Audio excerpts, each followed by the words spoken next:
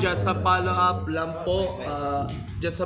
lang po, Sir Dale. Kamusta pag-aanda ng Team Manila for the palarong pambansa this coming May sa Agusan? We have several athletes qualified for this event. Training naman ng mga bata natin for the NCR is under the NCR program, not under the City of Manila. Pero yung mga atleta ng Maynila, nakikita ko naman sila nag-training, especially yung si Aishel na nag-break na naman ng record. Kailan niyo siguro yung bata, pamangkit ko yun. It runs in the blood of the butter. Yung water polo player din yung tatay niya na.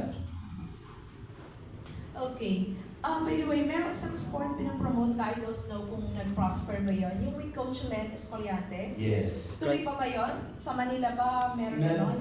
What Nagpadala is that? nagpadala na siya ng picture ng mga equipment. It will be coming down on May. Cano polo. Cano polo. Yes, cano polo. Cano kayak. Yes, cano. Water polo. Pero na may hawak naman ng bola. Okay. Kung mahirap na yung water polo, feeling ko mas mahirap yung cano polo. Yes. May sagwan ka na, may Abangan pangaka natin. na, tapos may bola ka pa. Yes. At nagpapaluan sila ng sagwan. Nakita ko. Oh, pwede. May helmet ngayon.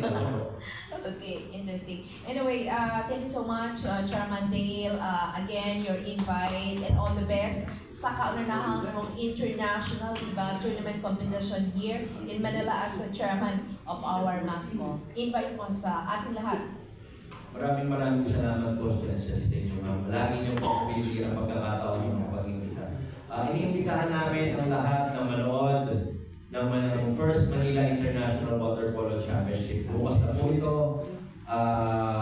Pagkakataon po namin na mapakita sa inyo ang aming sport, mapakita sa inyo kung anong kapasidad ng mga tagalusod ng Maynila, at sana maging ehemplo o maging example ito na para masundan yung mga local government. Magandang umaga po ulit. Maraming salamat po.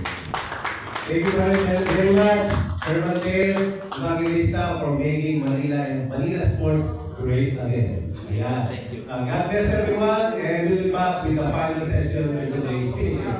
Thank you very much.